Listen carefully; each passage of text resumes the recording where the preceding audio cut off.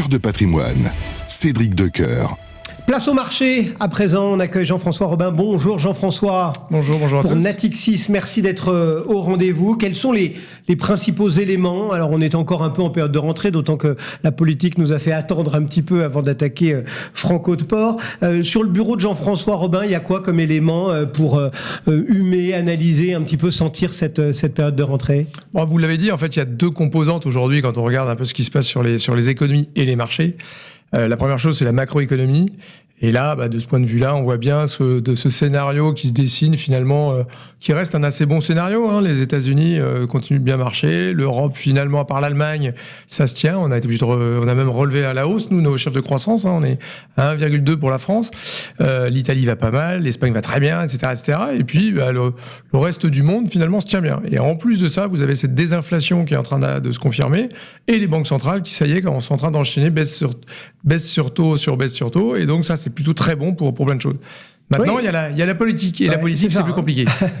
Justement, alors, juste avant de rentrer dans les questions politiques, cette réserve fédérale, puisque c'est la dernière en date à avoir agi, on l'avait sentie un peu hésitante. Elle voulait y aller, mais elle se disait, allez, 50, et puis finalement, peut-être que 25, parce que 50, on va inquiéter les marchés. Puis non, finalement, son bras n'a pas tremblé. Elle a fait 50 points de base comme première baisse de taux. Ça vous paraît le choix raisonnable ? Les marchés l'ont bien vécu ? Moi, je pense que c'était le bon choix. C'est parce que nous, on attendait plutôt 25 points de base, puisqu'on avait écouté la Banque centrale, qui encore 15 jours avant nous disait non, il faut faire du gradualisme, on n'ira pas. Et puis, une fois encore, la Banque centrale américaine, je trouve, suit quand même les anticipations de marché. C'est très très rare que la Banque centrale, au jour de sa décision, fasse autre chose que ce qui est pricé par les marchés, qui attendaient plutôt 50 points de base. Et donc, elle a délivré ces 50 points de base. En tout état de cause, soit 25 ou 50 points de base, ce qui est clair, c'est qu'on est bien dans un cycle de baisse de taux qui s'initie là. C'est le début de quelque chose qui va durer pendant des mois, et ça, je pense, c'est une super nouvelle pour les économies, c'est une super nouvelle pour la consommation, et c'est une très bonne nouvelle pour les marchés. Ça veut dire que, moi j'aime bien cette phase de Hornbush, qui a un prix Nobel d'économie, qui disait les phases de croissance américaine ne meurent jamais toutes seules, c'est la Fed qui les tue. Et là, on voit que la Fed, finalement, fait ce qu'il faut pour pas la tuer, même si elle a peut-être pris du retard, qu'elle aurait dû faire ça avant ou que sais-je. En tout état de cause, elle a bien initié le mouvement, donc on peut penser que, avec ces taux qui se desserrent, ça va aller mieux sur le marché immobilier, ça va aller mieux sur l'investissement, ça va aller toujours un petit peu mieux sur la consommation. Je parle au niveau global, puisqu'on peut penser de la même chose de la Banque centrale européenne. Pour autant, vous avez rappelé leur lutte avouée, voulue contre l'inflation, contre ces questions de prix, etc. Et pourtant, quand on écoute nos banquiers centraux, et notamment au fameux symposium de Jackson Hole, on avait l'impression qu'ils disaient oui, c'est vrai, on a des résultats en termes de lutte contre l'inflation, mais c'est encore insuffisamment convaincant. C'est un peu curieux de dire à la fois ça et à la fois d'embrayer sur une période marquée de baisse de taux. Oui, alors c'est un petit peu particulier effectivement, parce qu'il faut toujours réaliser qu'une banque centrale, elle prend sa décision pas en fonction de l'inflation d'aujourd'hui, mais dans celle qui sera attendue dans 18 mois. Or, quand on se projette dans 18 mois aux États-Unis comme en Europe, il n'y a pas trop de doute sur le fait qu'on va revenir à peu près à la jauge. Aux États-Unis, on était déjà à 2,5, on était même sous ce que prévoyait la Banque centrale européenne. Là, il y a un certain nombre de gens, Waller, de la Fed de New York par exemple, qui nous dit on va sûrement même undershooter, être sous les 2% assez vite. Donc ça explique ça.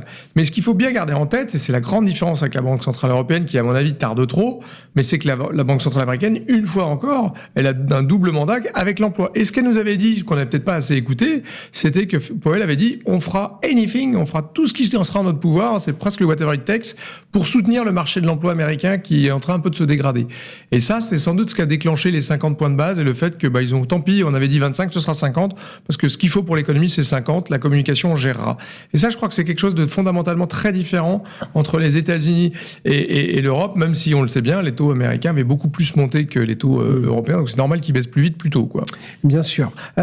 Ça c'est l'aspect effectivement banque centrale un peu macroéconomique, et puis il y a le politique, vous l'avez rappelé, c'est le deuxième poids.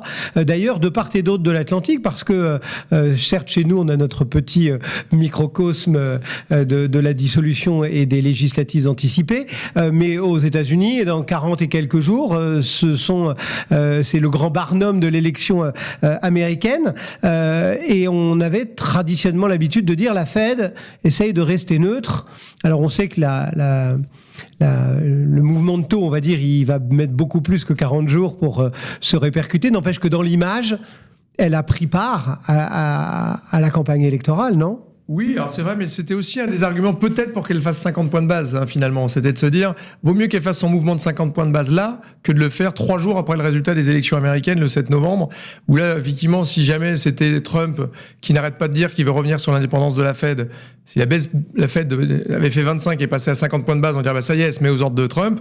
Et si jamais elle faisait un mouvement de 50 points de base et Kamala Harris s'était passé, on pourrait dire, tiens, elle soutient les démocrates. Donc il n'y avait pas de bonne solution. Ouais. Donc on peut quand même penser plutôt qu'elle fera 25 si elle doit faire un mouvement après les élections américaines pour dire, je continue à baisser, mais je suis pas politisé.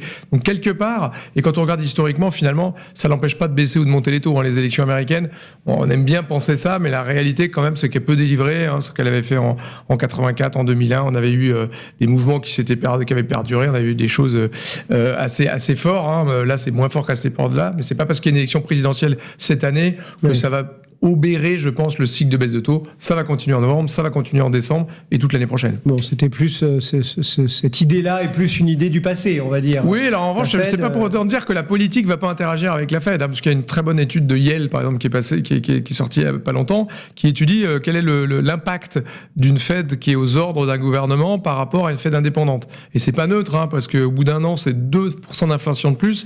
Au bout de 4 ans, c'est 5, selon cette étude-là. Donc, une Fed qui serait pas indépendante, mais qui dépendrait du pouvoir politique, qui a toujours plutôt une tendance à essayer de faire de la surchauffe pour que ça aille mieux pour les votants, évidemment, ce serait plus inflationniste. Donc, il y a quand même un petit débat, puisque typiquement Trump essaie de se dire, je vais me débarrasser de Jérôme Powell et je mettrai quelqu'un beaucoup plus à mes ordres. Donc, attention, il y a quand même un sujet entre les politiques et j'ai envie de dire que c'est un petit peu un débat qu'on retrouve dans le mandat de la BCE. Est-ce qu'elle doit s'occuper de green, d'autres choses que de l'emploi? Macron avait soulevé l'idée qu'il fallait qu'elle s'occupe de compétitivité de la zone euro, etc. Bon, on voit bien que c'est pas étranger à nos débats ici. Alors, aussi. Puisque vous nous avez un petit peu ramené en Europe, regardons un petit peu ce qui se passe chez nous.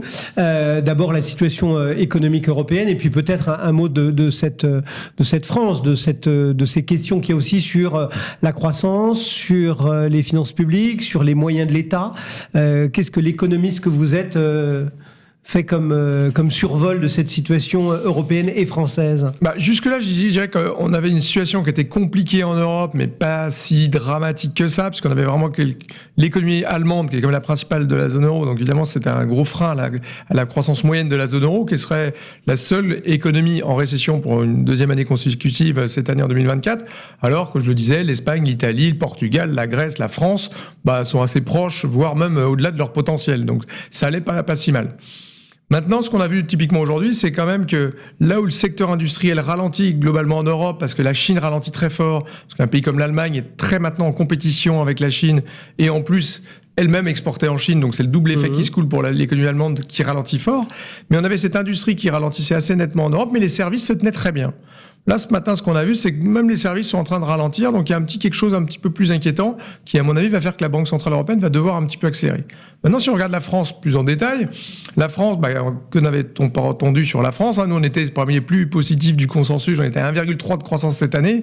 Je rappelle que beaucoup de mes camarades, l'INSEE, la Banque de France, étaient beaucoup la moitié de ça. Et avec la dissolution, on s'était dit, tout va s'arrêter, on le repasse à 1. Et puis, finalement, avec les JO qui sont très très bien passés, nous, nos calculs quand même chez Natixis, c'est qu'on a un effet assez positif de l'économie sur l'économie des Jeux Olympiques, de l'ordre de 0,4 points de PIB en plus au T3, et donc en net sur l'année, ça va faire un petit plus à l'économie française. Donc nous, on l'a révisé, donc 1,2 pour la croissance française cette année. C'est difficile de faire moins, puisqu'on a déjà un acquis de croissance de 0,9, donc même si c'était 0 au T3, 0 au T4, on est 0,9. Or, c'est très très difficile de ne pas imaginer que les JO ont été un vrai succès. Regardez les hôtels, on a l'hôtellerie-restauration, on disait ils sont vides à Paris, les résultats plus 118%, parce qu'on avait un peu oublié qu'ils ont multiplié par 2 leur prix, et que finalement tout le monde a accouru à Paris une fois qu'on s'est aperçu que c'était un succès, qu'il n'y avait pas d'attentat, et que c'était un très bel événement, et un succès également économique. Et donc à la fin, l'économie européenne ne se tient pas trop mal si on enlève l'Allemagne. En France, c'est à peu près le cas.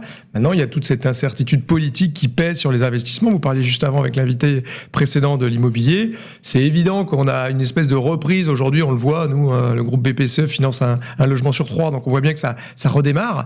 Mais il y a quand même beaucoup d'attentisme par rapport à ce qu'était la situation préélectorale.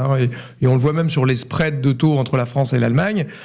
C'est pas parce que Barnier a présenté son gouvernement qu'on est sorti de l'agenda et qu'il y a pas de risque. Il reste la question fiscale, il reste la question budgétaire, il reste la question aussi de la durabilité du gouvernement. On voit bien qu'il se fait un peu tirer dessus de tous les côtés. Donc combien de temps ça va durer ? Est-ce qu'on a échappé un peu au pire en termes de politique budgétaire pour les investisseurs internationaux ? Je rappelle que 51% de la dette française est financée par les non-français, donc les non-résidents. Il ne faut quand même pas trop se fâcher, donc montrer quand même un petit peu de plate blanche avec nos programmes économiques. Et donc là, on a échappé un petit peu au pire par rapport à ce qu'on pouvait craindre au début juillet.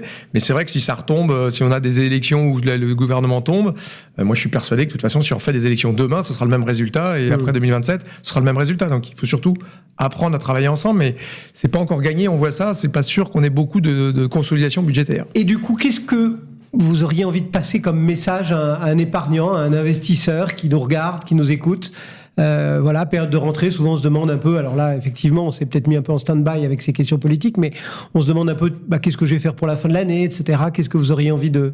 Alors moi je crois qu'on est toujours dans des périodes d'incertitude, c'est même la définition de l'avenir, mais globalement on voit bien qu'on est dans un monde qui est un petit peu foufou quand même, donc je pense qu'il y a 3 trucs qu'il faut garder en tête là, à court, moyen terme.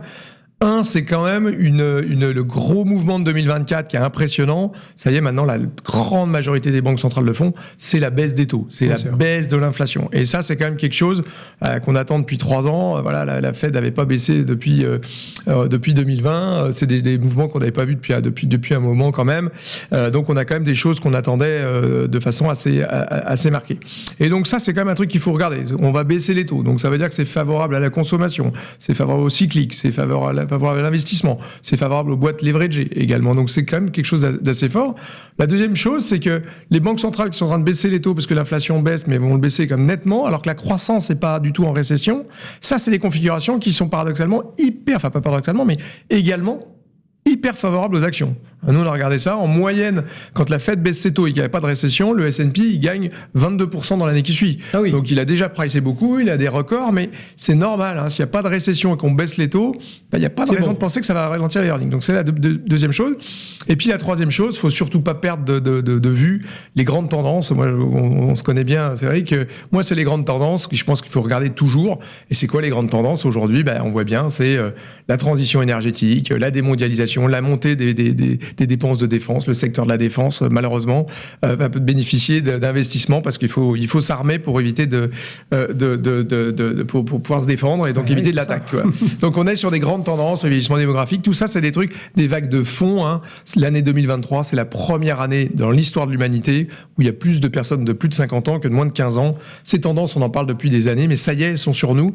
Et donc je crois que c'est des énormes vagues qu'il faut toujours surfer quand on regarde un peu ces investissements. Merci beaucoup, Jean-François Robin, Natixis, qui nous accompagnait pour parler marché, macro, ces banques centrales, cette politique. Toujours intéressant de faire un petit point comme ça dans Cœur de patrimoine. À tout de suite. Cœur de patrimoine, Cédric Decoeur.